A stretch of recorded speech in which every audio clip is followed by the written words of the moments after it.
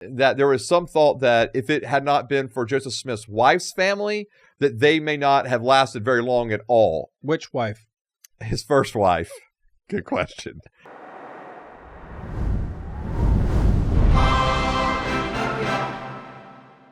Well, welcome back to the When I Heard This podcast. My name is Nate Robinson, here with Pastor Dr. Joseph Tillman, Demon Jr. How are you doing today, sir? Man, I'm doing great. Just got back from Colombia.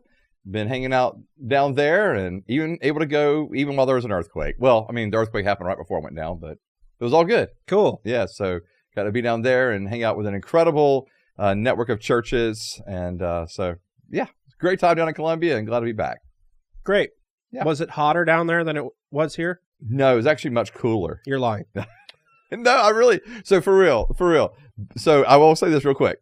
Bogota, we only stayed there like flying in, flying out. But Bogota is like, in the evenings was like 60 degrees.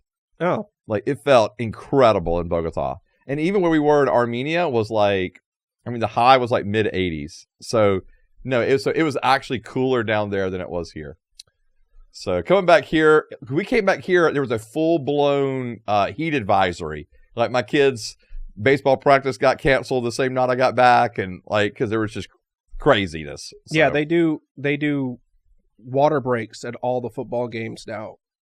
Oh, really? Automatically. Ah. Yeah, the refs will just stop it, and then... that makes sense. I mean, it's like over 100 degrees. It's making the games longer. Yeah, well, that's true. You have my son last night, was it batting practice?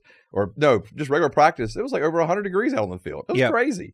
So... Cool. Yeah, anyway. All right, Mormons this week. Hey, Mormons. Woo-hoo! Yeah, everybody's going to love us. Oh, man. And so like I said, you even got the Book of Mormon right here. I've got the Book of Mormon. Look at that guy.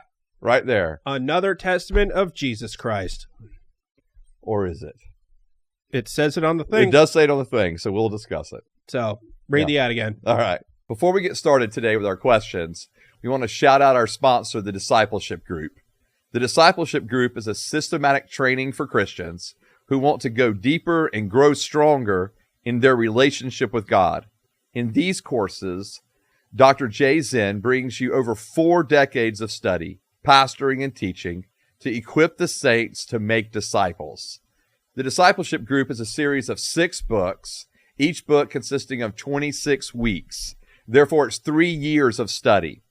Each week has articles written by the author to read, a chapter from a supplemental book like The Passion for God or More Than a Carpenter, The Master Plan of Evangelism, and there's scripture readings each week from the Old Testament, New Testament, and the Psalms. I've used the Discipleship Group resources for over a decade. I've used them in groups of 2 to 3 people. I've used them in small groups up to 12 people. And I can tell you, as a pastor, as someone who spends a lot of time making disciples and meeting with others, that the Discipleship Group resources are the best that I have found for growing in our faith and for encouraging us to go and make disciples ourselves. Go to discipleshipgroup.com. Check out their resources, find out information about Dr. J, and I'm telling you, you will not regret it. Cool. Yeah, man. Great. Yep. Patreon. Okay. Yeah, so go to Patreon. And again, we'd love for you to continue your support of us. We would really appreciate it. And it allows us to hit topics and discuss topics like Mormonism. Mm-hmm. So, yeah, so thanks. Website. You can go there. And once again, my man, rocking the shirt. And so you can go there and get sweet shirts, get hats, get coffee mugs, all that kind of cool stuff there on the website. And again, another awesome way to support what we're doing here. Great. Mm-hmm. Social media, yeah, go there, like, subscribe, hit the notification button, share, comment, do all the things to get our content out there. And because we are really excited, especially about like the series we're starting with Mormonism. What parts do we agree with? What parts do we disagree with? Who are the Mormons? What do they actually believe? And is it as consistently like a one belief thing as some of us think it is? Or like Christianity, is there a whole lot of branches found within it? We shall see. Which religion should Pastor Joseph destroy next? Yeah, throw that in the comments. Yeah. And, I'm not out here to destroy things or destroy people. I just want to be able to say this is truth, this is not truth. That's all. All right. Yeah. Okay. Here we go. Here we go. Buckle up. Yeah. Okay, first question. What are Mormons? Okay, so I'm gonna let I'm on the Church of Jesus Christ .org webpage, and Of so Latter-day Saints. of Latter-day Saints. But the website is just churchofjesuschrist.org, and so they define Mormons as just a commonly used term for members of the Church of Jesus Christ of Latter-day Saints.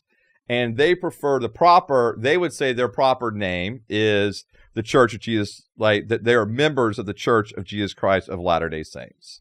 How come they get the title of Church of Jesus Christ and nobody else does? Because that is what they believe. Well, because they believe they're the true Church of Jesus Christ of Latter-day Saints. Okay. So there's saints within it. So they believe they actually are the true church. So that's why. Yeah. So that's that? Yeah. I think that's Cool. What does Mormon mean? Yeah. What does Mormon mean? Yeah. All right. So because I've never heard it. It's not in my Bible. Not in your Bible. I know. All right. So again, Mormon can mean just a member, right, of the Church of Jesus Christ of Latter-day Saints. Mormon actually was like a prophet or a military leader, historian, who lived in ancient America, during the 4th century. And then he is the individual that ended up compiling this, Book of Mormon that you got here. And then this later was revealed to Joseph Smith. Okay. And we'll get to that. All right. So, yeah. Okay. So Mormon was a dude. Yes, he was a guy. Okay. Yeah. A real guy? Yeah. According to you? No, according to the Book of Mormon. Oh, okay. Yeah. So we're assuming this is true right now. Right. Okay. Yeah, we're working on this is okay. Yeah, according to the Book of Mormon. Yeah. Right here. I don't know why I keep grabbing it every time I want to talk about it, but I kind of want to. And according to the Book of Mormon, was so enticing. Right. He was a prophet, who lived in ancient America. Yeah. During the 4th century AD. All right. Okay. And so which is technically the 300s. Right. Yeah. Right. Because you go backwards when you say century. That's very good, my friend. Yeah. And so anyway, he was chosen by Jesus, to preserve sacred records. Okay. All right. And then add in, his own story experiences to them. Okay. And then later on, this book here that is compiled by him is divinely revealed to Joseph Smith. Okay. Yeah. Through plates. Through plate, yes. Okay. Through plates, which we'll get to in a second. Okay. Or later on. Okay, what does LDS mean? Okay, yes, that's Latter-day Saints. Okay, so why do they call themselves Latter-day Saints? Because they actually believe these are the last days, the latter days. Okay? Latter. Mm-hmm. Okay. Like, in other words, like right before Christ comes. Okay. Oh, so for example, Joseph Smith believed that Christ was coming, that he was returning in the 1800s. So he already came. Well, no. But that's what was believed. So we're in tribulation or sometimes it feels that way, doesn't it? But anyways, whatever the thing is. Yeah. Left Behind. Right. It's already happened. The Left Behind movies. We're in the 1,000 years. No, I don't. Man. Okay. Who knows what's going on? We deserve Trump. That's what you're saying. That's exactly what I'm saying. That's exactly what I'm saying. Everyone was right. Yeah. I get it. All right. You got it. You got it now? Yeah. All right. Yeah. So, but yeah, that's what, so the Church of Jesus Christ, which, okay. So they're the true Church of Jesus Christ. Okay. Yeah. And they're Latter-day Saints. So they are saints. We dodged Mitt Romney. And then had Trump afterwards. Speaking of Mormons. Yeah. Yeah. Yeah. So, yeah. Cool. What if Romney had been president? Did you vote for Mitt Romney? What was that election? It was Romney and Obama, right? 2012? Yeah, that was Romney and Obama? Yeah. I'm trying to think if I voted for... wasn't that a thing about... Yeah, it was. A lot of evangelicals were having a really hard time deciding what to do because they didn't want to vote for a Obama. Yeah. But then they also did not want to vote for Mitt Romney because he was a Mormon. Because they're racist and the other, whatever, not liking other churches is. Yeah. Right? So that was, yes. Just skip over that.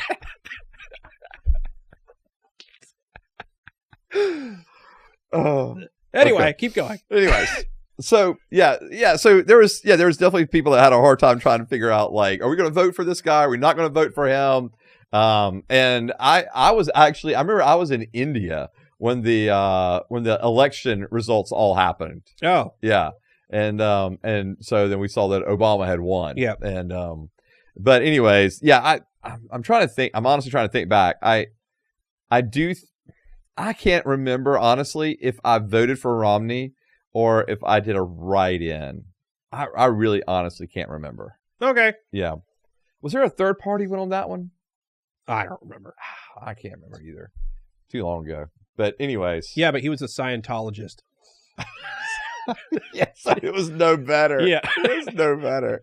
I genuinely cannot recall. I may have voted for him. I remember having issues trying to figure out what to do. Okay. So if Jesus was supposed to come back in the 1800s, are the Mormons today even Latter-day Saints? They're just Latter-day Saints. Because the ones before Jesus was supposed to come back were Latter-day Saints? Right. No, they're just just more latter. Just more latter. Yeah. No, I think they're just Latter-day Saints. Okay. Just call it that. Yeah. All right. This is fun. Don't make it. All right. How did the Mormon Church get started? Okay. Here we go. All right. So, the I'm trying to think of even like where to start. All right. At the beginning. At the beginning. All right. So the Mormon Church started. So Joseph Smith. Okay. At the age of 14. With whomst you share a name with. Yes, we are both named Joseph. Yep. And that's where a lot of our... And that's where the similarities end. kind of end. Although, from what I can gather, like, so let me give some context for Joseph Smith real quick, okay? So he's 14 years old, and he is, like, in this search of trying to find out, like, what church to be part of, okay? So, like, at the time, he's looking at, like, the Methodist Church, the Baptist Church, the Presbyterian Church, okay? There's all this religious excitement in the area that he's living in, and so there's all this religious excitement. He's kind of caught up in it. And so he's like having this, like what he feels like is like a conversion experience, a spiritual awakening. He's a young man and then he's trying to also figure out, okay, well, do we go to the Methodist Church? Do I go to the Baptist Church? Do I go to the Presbyterian Church? Like which one? And so he actually is leaning a little bit toward the Methodist Church. Like that's kind of like where his leaning tends to be, because they have this like sense of like enthusiasm and excitement, and that's kind of what they were known as at that day and time. Which is kind of interesting compared to where they are known as now. But like they were known as like the individuals that had like this religious like fervor to them. And so that was very appealing to Joseph Smith. So he's, kind of caught up in this. And then he's like going out and he's just praying and he's just asking, God, what church should I be a part of? Okay. Should I be part of the Methodist Church, Presbyterian Church, Baptist Church? And he said at this time that there was no thought of that they were all wrong. Like he says in his mind, he's not thinking that way. And so he's just asking God, which one should I be? And a lot of this is driven from James chapter 1, where in the book of James, it says, if you need wisdom, ask for wisdom. Okay. And so he takes that to heart. So he's asking the Lord for wisdom. He says that two personages, which is the language that they use in the Mormon Church, what Joseph Smith uses, two personages, so the Father and the Son, show up, like reveal themselves, okay? And they say to him that, hey, all the churches are wrong, okay? So Methodist Church, Baptist Church, Presbyterian Church, they're all wrong, okay? And so because they are wrong, they are going to actually reveal to Joseph Smith the right one, okay? So he's going to get to know, all right, so what is the right one? And Jesus and God show up. Yes, or the Father. And so because the Father is there, like two personages, and one says, this is my beloved Son, listen to him. Okay? Oh. So the very same thing that you hear on the Mount of, or that, so for example, that Peter and James and John heard on the Mount of Transfiguration with Jesus. Okay. So on the Mount of Transfiguration, it says there's a voice from heaven that comes down. Hey, this is my Son in whom I love. Listen to him. Okay? Oh. And so Joseph Smith is saying he's having the same same revelation. Okay. This is my beloved Son. This is my Son whom I love. Listen to him. All right. And then they go on to tell him, hey, all the churches are wrong, and it's been messed up since the beginning, basically, of Christianity. Like from 2nd century on, it's been jacked up. And so, but we're going to reveal to you the true church. All right. And then Joseph Smith goes out, starts. So why did God wait so long? Yeah, I don't know. Why didn't he do it way earlier? Way earlier than this now. Yeah, that's a great question. Okay. Yeah, because we're into the 1800s at this point, right? Yeah. So everyone went to hell. So before then? Before then? No. If all the churches are wrong, then I know, but all right. So let's put afterlife to the side. All right, okay. Because that's going to be its whole thing, okay? So let's just put that to the side. Oh, right, the planet stuff. Right. Yeah. And we'll get into all the celestial and telestial and terrestrial and all right. So we'll put that to the side. Okay. All right. So Joseph Smith, he's hearing this, and then he's told that, hey, there's going to be revelation given to you, provided to you, okay? Okay. But it's not going to happen immediately. It's not going to happen like now. Okay. All right. And so then he goes on. True church has to wait a little longer. Right. We could give you the stuff, but right. We need to let the tension grow a little bit. Right. It's a good story. We're gonna let the tension grow some. Okay. All right. And so then at this point, so he's waiting. Okay. All right. He's waiting. Like, and then he's like telling people about the vision. Okay. Okay. And that all the churches are wrong. All right. But he has been shown this. And then I will say this, like, then he goes on to talk about how he's persecuted because no one will believe him. All right. Okay. And which, to be honest, makes sense if a 14 to 15-year-old kid starts telling you that, hey, by the way, all the churches are wrong. God showed up to me in a vision. Let me know this. And so, but don't worry, like, I'm going to get the right one soon, but all of y'all are wrong. And Joseph Smith's like upset that no one is believing that he had this vision, that what he's saying is true, that preachers won't listen to him. So he gets like. So a 14-year-old kid is mad that no one's listening to his nonsense. Right. Okay. Yeah. So he labels that as being persecuted. This is a fun part of the story. Keep going. So Joseph Smith's first vision in 1820. Okay. So then he has is in 1820. So then he has like a 3-year break. All right. Of visions. Okay. Where he's just telling everybody that everything they're doing is wrong. Right. Okay. And so, but in the midst of this, like, he's doing things that he says are wrong too. Okay. So like in his own record, his own history, and so he goes on to say that during the space of time between the first vision and 1823, that he fell into all kind of temptations, being of quote unquote being of very tender years, and so he had all these temptations. He was persecuted. No one believed him, but he had all these kind of temptations. He kind of fell into. He said he made foolish errors, displaying the weakness of his youth. And then he goes on to say that he feels bad about the mistakes he's made. And so he's praying to the Heavenly Father about this, like, hey. But also, all you guys are wrong. Right. All of y'all are wrong. He's forbidden to join any church. Okay. From God and Jesus. Yes. From the Father and the Son. Okay. And so then he goes on to, but now he's praying. While he's praying, he says that light fills this room. Okay. And that as the light's filling the room, that there's an angel standing there, and that angel's name is Moroni. Okay. And so now he's there, and this angel's speaking to him. Okay. And the angel says, "Hey, there was this book. It was made of golden like plates or pages. All right. Okay. And it's buried near a hill, it's buried in a hill near Joseph's home. Okay. Oh, that's convenient. Yeah. And so the book was about people who lived in the Americas long ago.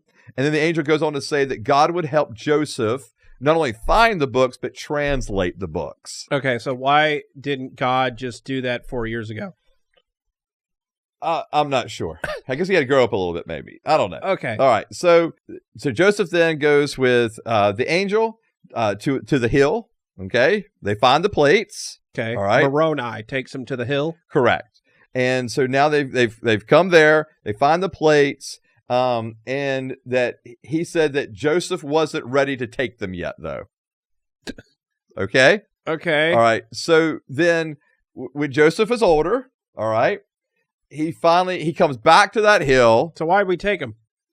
Why did he take him the first time? Yeah. Apparently, Joseph had some things that he needed to work out in his own life, I guess. Before he started another testament of Jesus Christing. Correct. Okay. All right. So Joseph's not ready to take him yet. And so he's continuing to have visions and that kind of stuff. All right.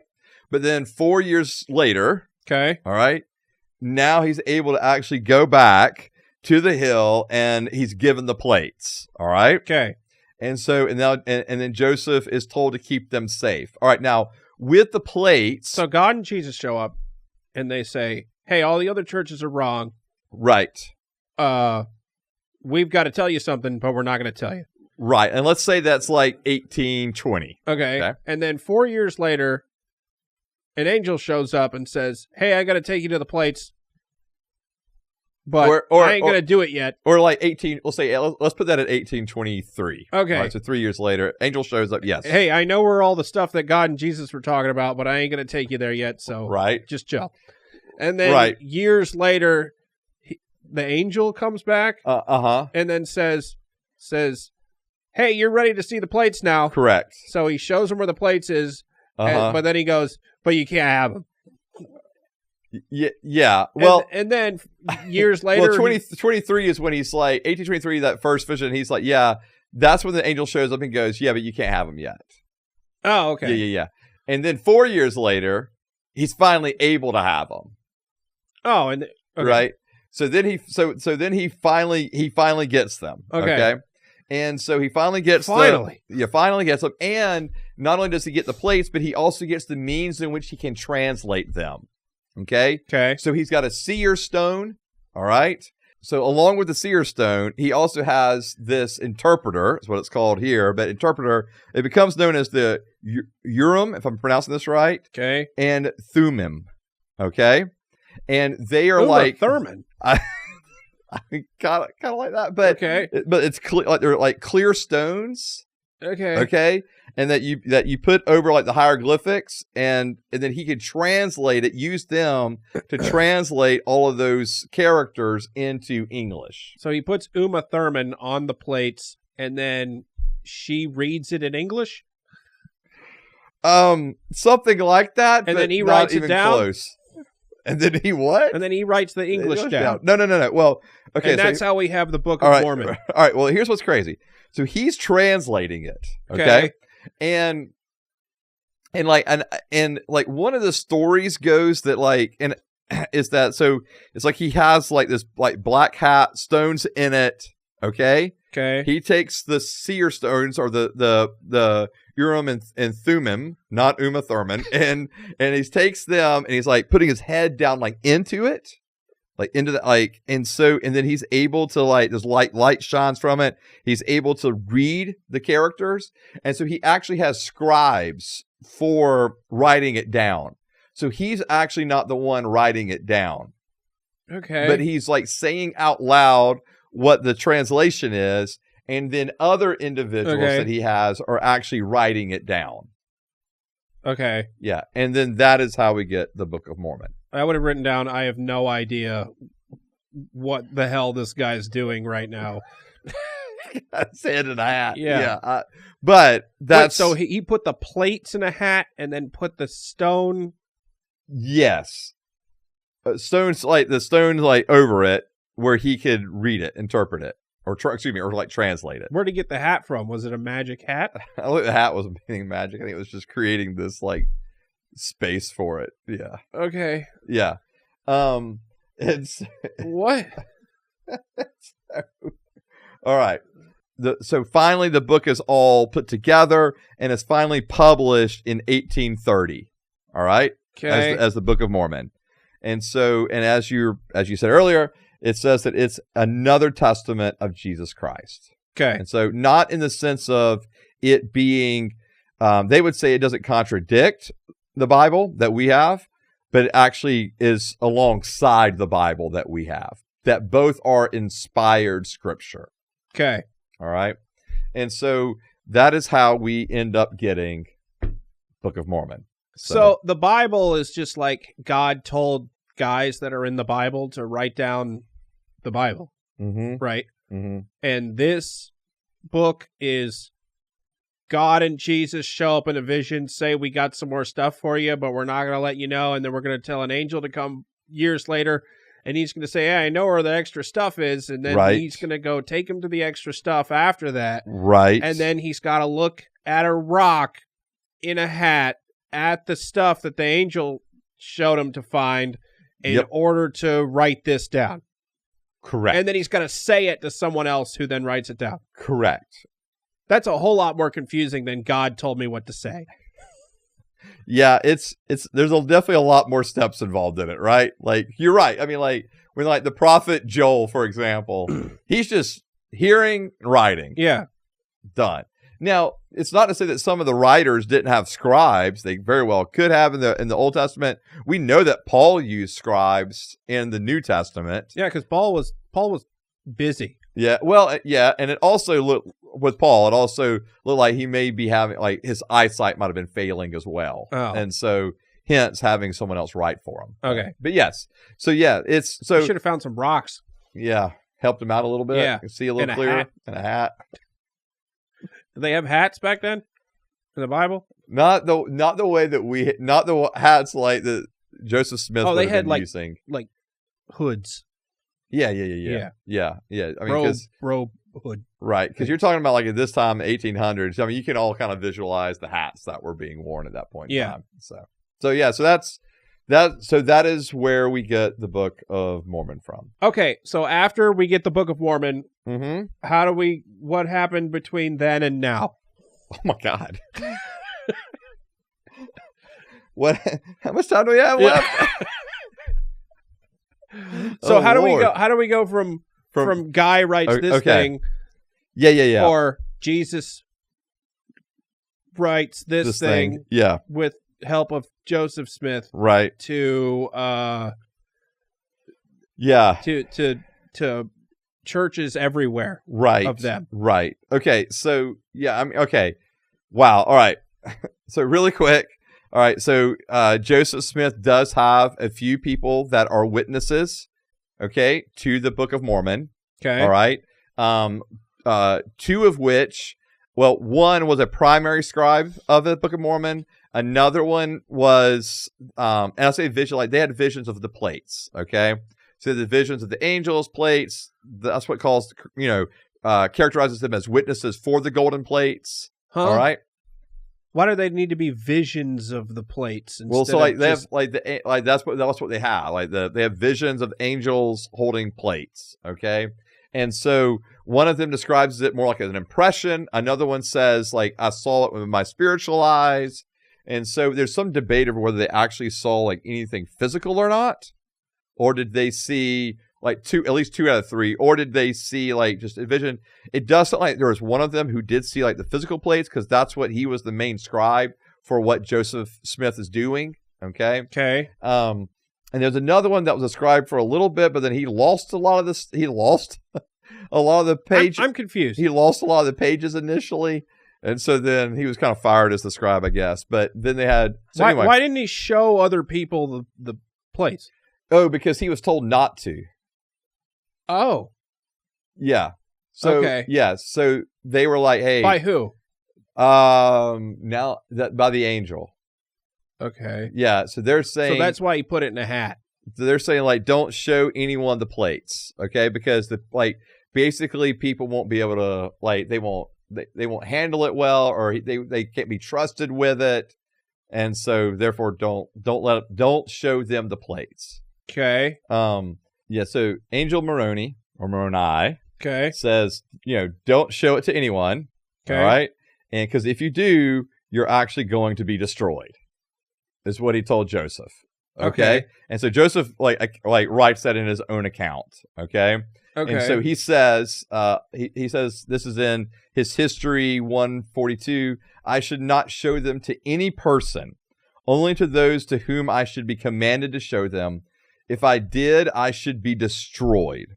And so that was one of the reasons he didn't just go around showing it to people, because the angel said, hey, you'll be destroyed. And so, but then, of course, you get the testimony of the 3 witnesses and then the 8 witnesses in total who viewed the plates without any threat of destruction. In other words, so they were obviously authorized to see it, right? Like it was okay for them to see it, but nobody else. However, in their seeing of it, there is not clear if they saw it spiritually or physically. Like, did they see the physical plates, or was it via vision or through spiritual eyes that they saw the plates? So that's why he didn't show the tablets to anybody else, okay? Okay. Except for the 3 witnesses and the 8 witnesses.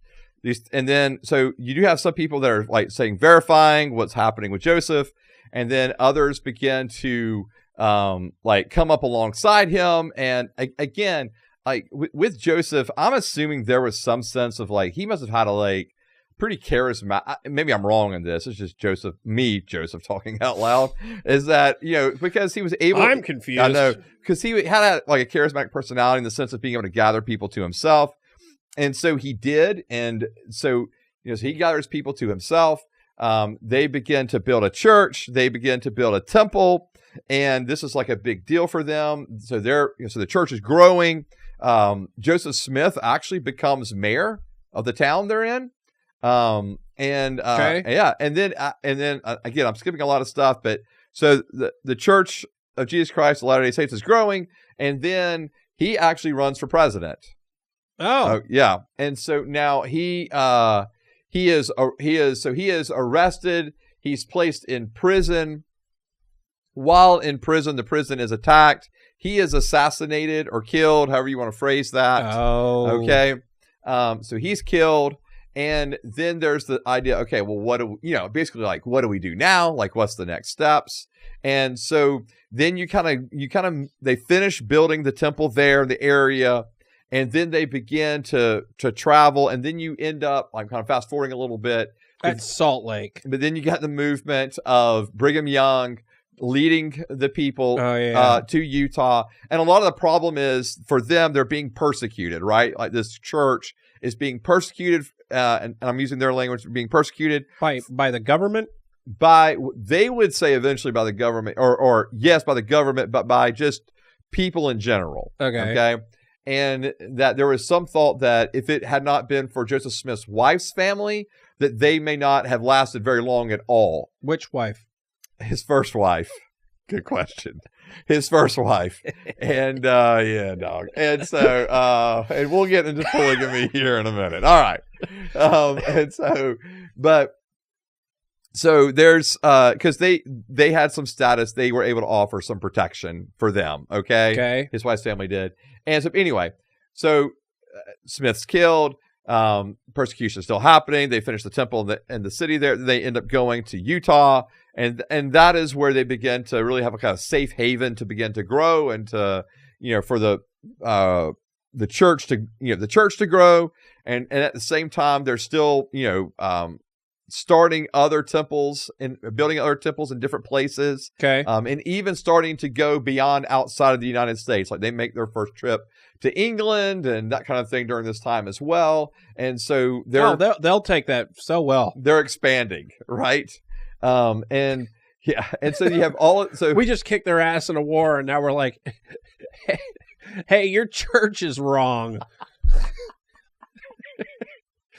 That's going to go over well. Yeah, it was went over swimmingly. Yeah. All right. So, but anyway, so the church continues to grow, and you have so the leadership just kind of, it continues to progress. All right. Okay. Now, and one thing that's kind of, I will throw in there is that before Smith's, before he was killed, he was able to establish a lot of, this is what we believe. Okay. Through a book called Doctrine and Covenants. Okay. And so he's got, all right, this is what we believe. And then you have another one, the Pearl of Great Price. And we'll get into some of these different things, but there was an establishing of Pearl of Great Price. Yeah. And we'll get into that. All right. And in a little bit too. And so, but anyway, so he's able to establish some basic fundamental doctrines, and then the church continues to grow.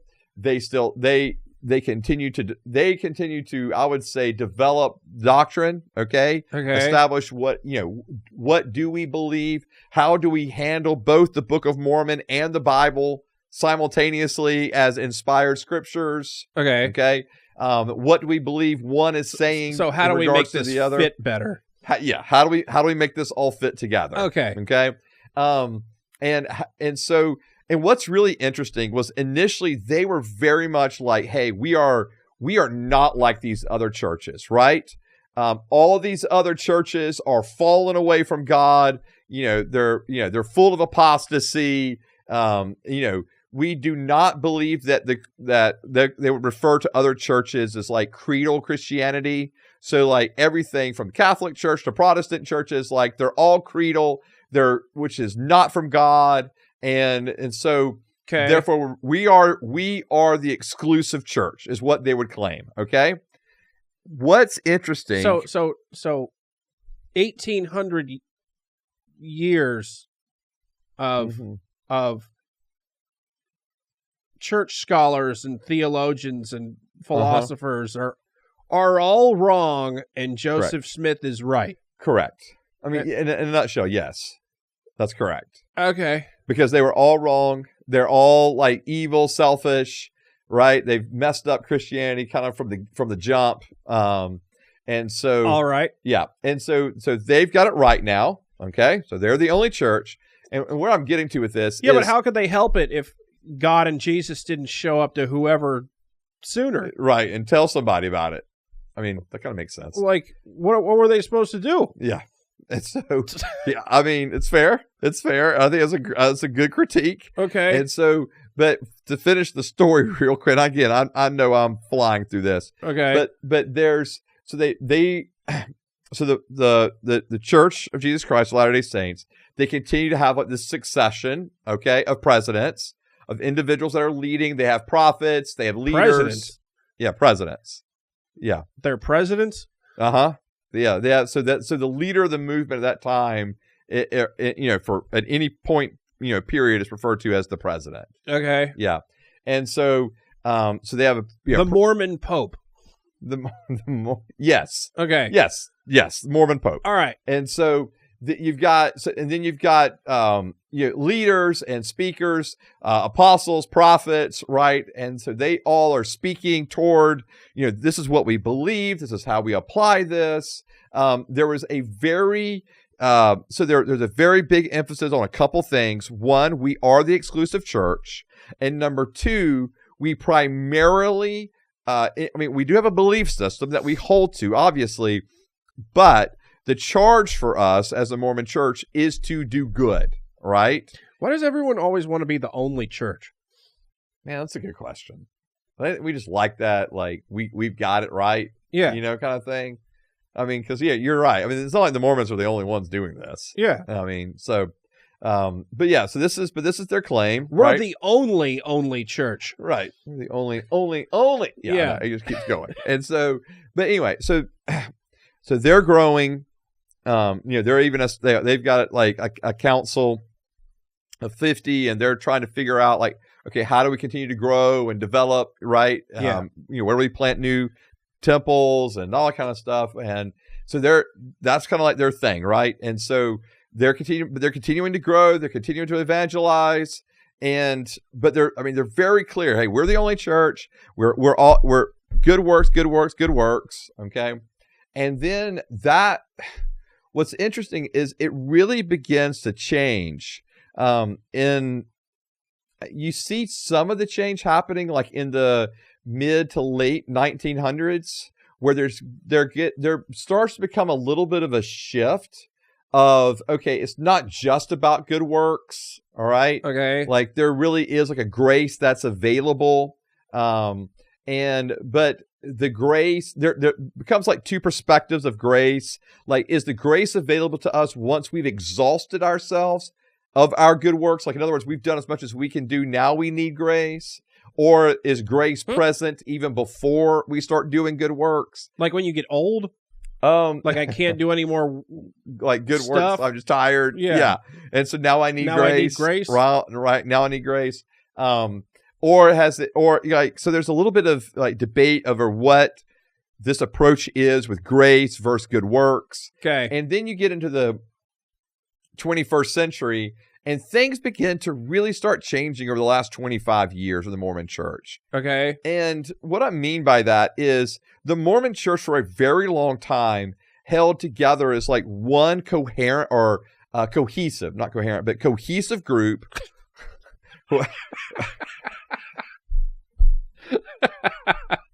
Okay.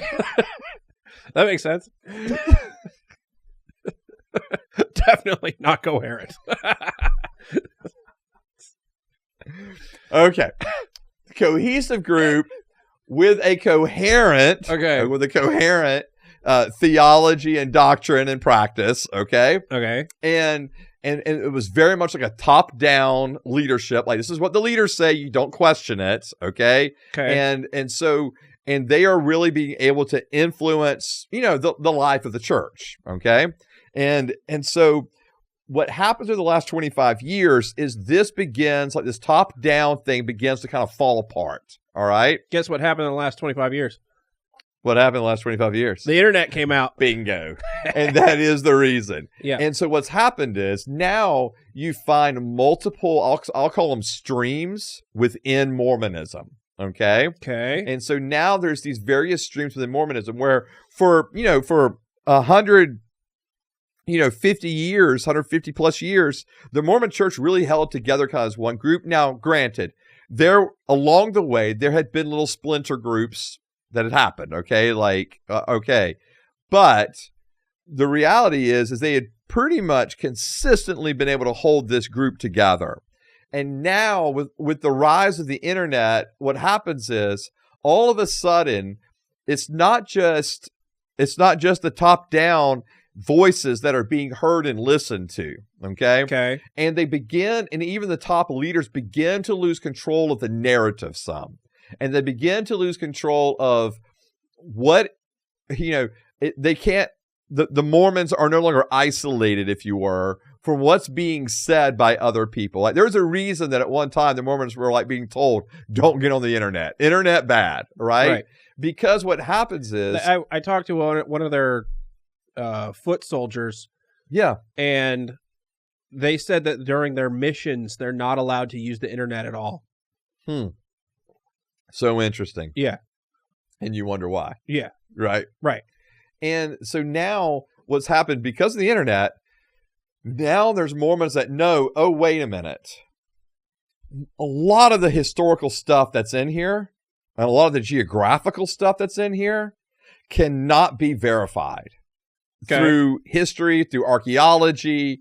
Like, it just seems to be some very contradictory statements in here. Okay. Compared to what we know about history. Correct. Okay. All right. And so, history must be wrong. History, yeah. And so historically, the Book of Mormon all of a sudden now has problems. Okay. Okay. So that's out there. Another thing that gets out there is the Book of Abraham. And this is one of the more damning ones because the Book of Abraham is supposed to have been another Egyptian hieroglyphic.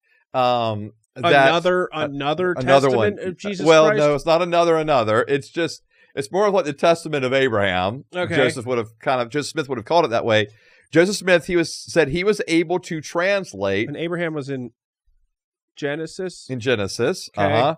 And so Joseph it says he's able to translate this Egyptian hieroglyphic and that he comes across, and the Egyptian hieroglyphic that he comes across. Where did he get this from?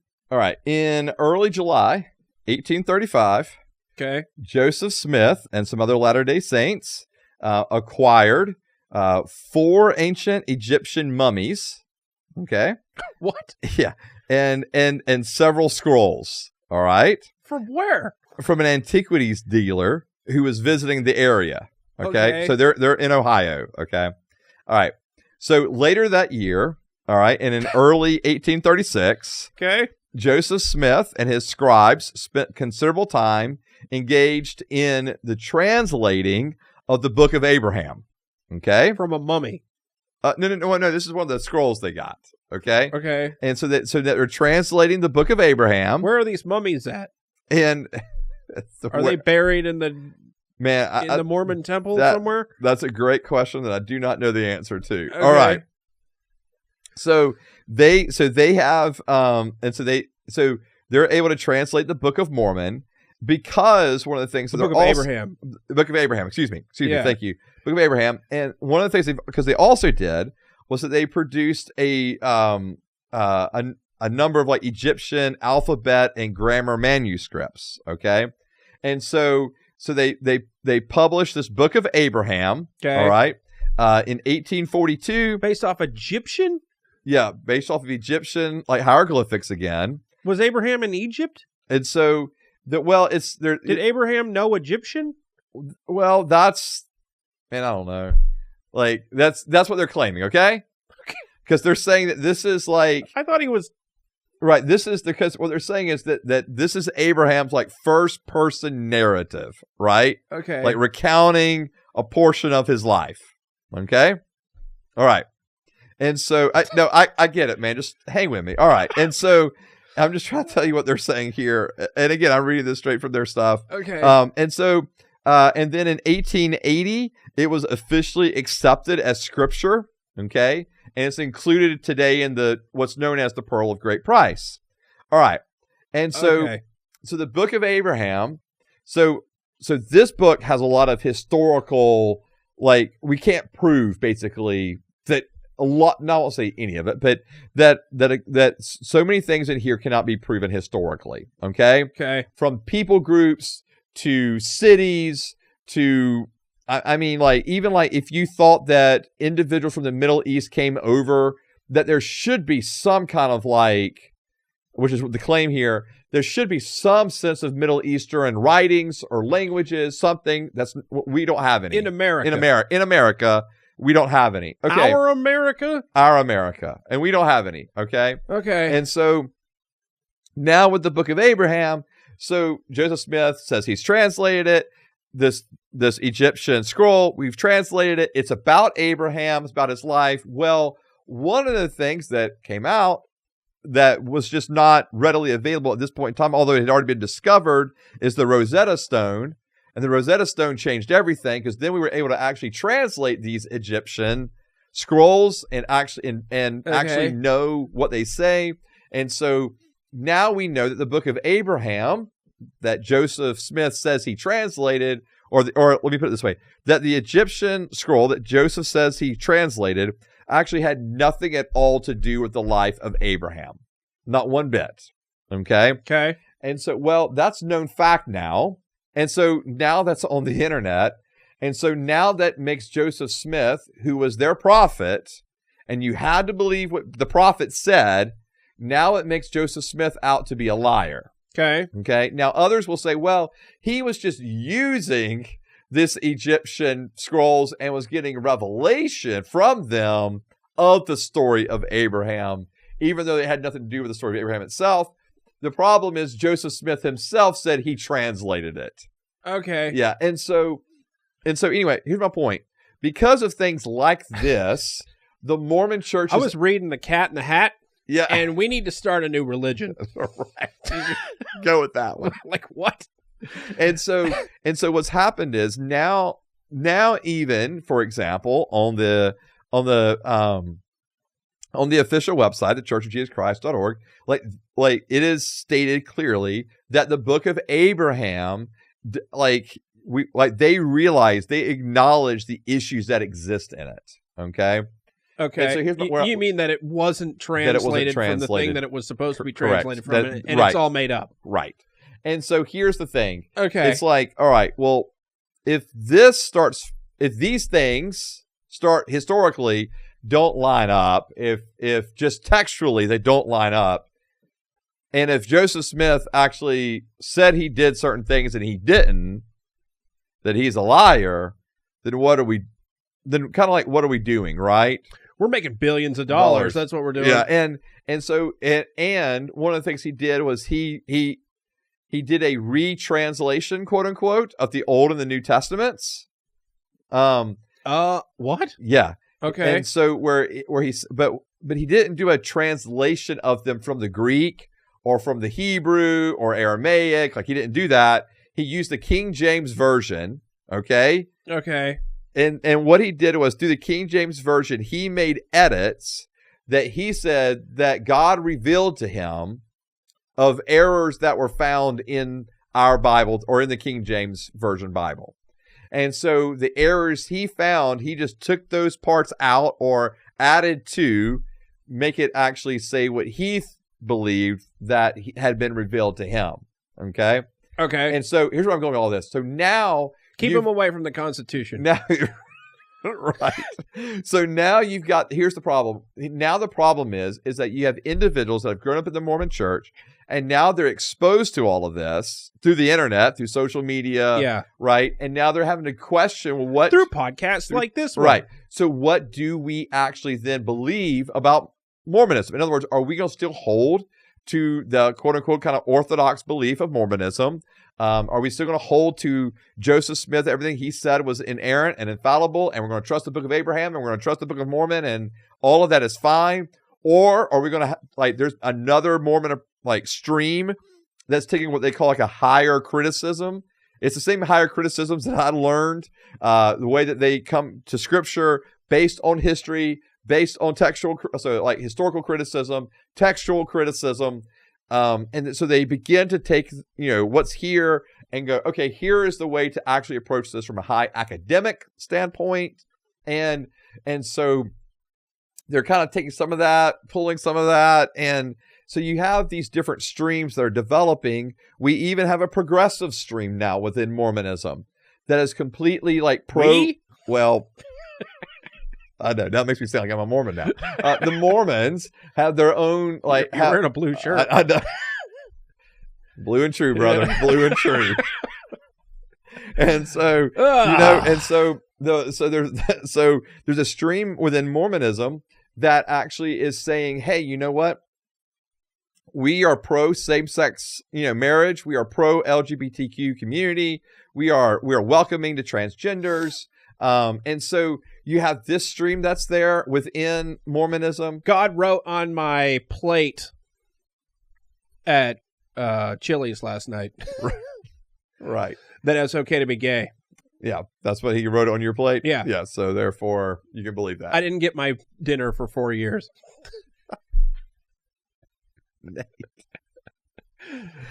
Anyways, there it was. I was ready to hear it. Wow, amazing. And so my point is so now today's Mormonism, I think, looks pretty different than what it looked like in the 1800s. Okay. But I think we can also, to be fair, I think there's also you could make some of the same critiques in regards to Christianity. That doesn't look like the same, and some of the same things it looked like back in the 1800s as well. Real Christianity? Yeah. Within the mainline denominations. The horrible other denominations that exist? Yeah. Those terrible ones. Yeah. And so my point is though that I think Mormonism has gone through a lot of different iterations. Okay. And to be able to say what are the things that Mormons hold today, I think is I think it probably depends on who you're talking to and where they fall in regards to, this is what we believe in regards to the Book of Mormon, in regards to doctrine and covenant, in regards to social policies. I think there's a lot in regards to how much we're going to value what our leaders actually are telling us. Okay. I think those things have changed so much that now it really depends on who you're talking to. And it's not this one just consistent narrative for Mormons. Yeah. So this is all bullshit, right?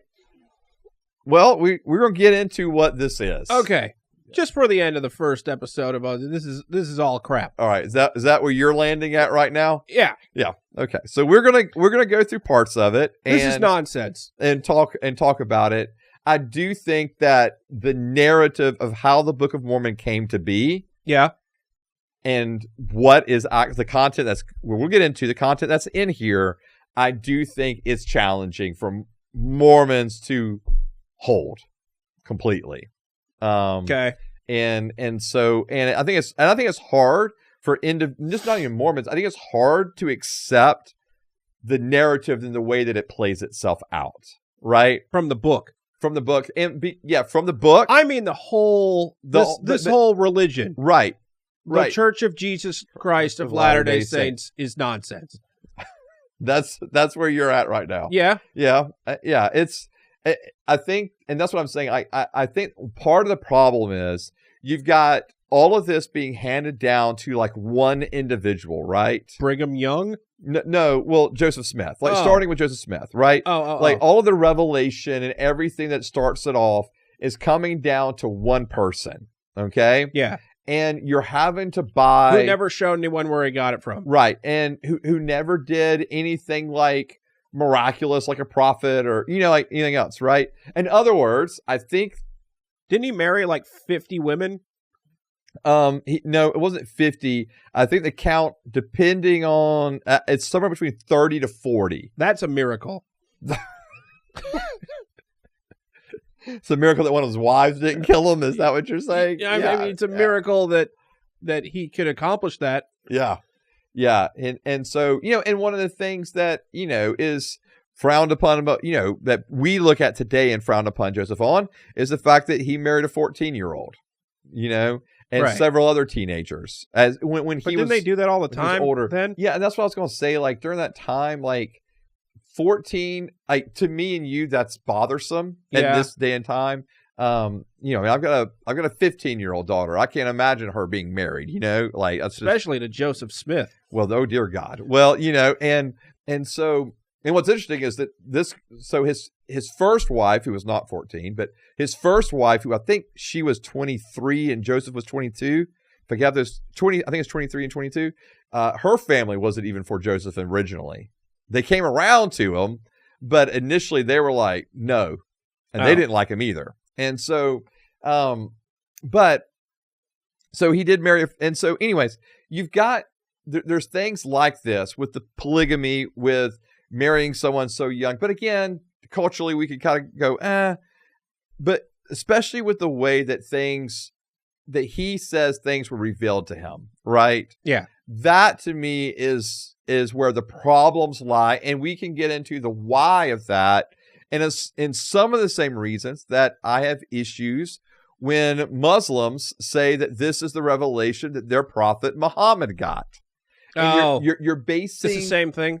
You're basing a whole religion around one man's claim.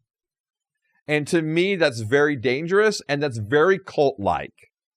Because when we talk about Scripture and the Bible, we're not talking about just one man, right? Okay. Writing it. And so... It's a 3-in-1 man. Yeah, and I think that when Mormons have to be honest that they are choosing to use this and some of their doctrines over and above the clear teachings of Scripture in regards to who we are, who God is, who Jesus is, and the afterlife. Okay. And we'll get into some of those doctrine things. We're going to get into some of the contrast between Christianity and Mormonism, or I'll say Orthodox Christianity, right, and Mormonism, and the differences between the Book of Mormon and the Scriptures that we hold today. We're going to be doing this for several Several weeks. Yeah. So many questions. So hang with us. This was just kind of like an introduction. Yeah. To it. This was a fake history lesson.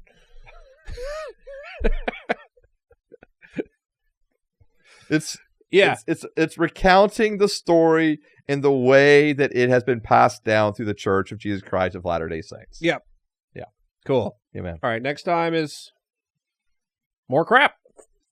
Well, this has been the When I Heard This podcast. You can follow the podcast on Facebook and Instagram at When I Heard This podcast, and X and locals at When I Heard This. Ring the notification bell. Tell everyone they know about the show, and go to the website where there's t-shirts. You can follow me on Facebook and Instagram at Nate Robinshoff. You can follow Joseph on Instagram at Rev Choti. This has been the When I Heard This podcast. Yeah. I know. Everybody's going to hate us. Bye.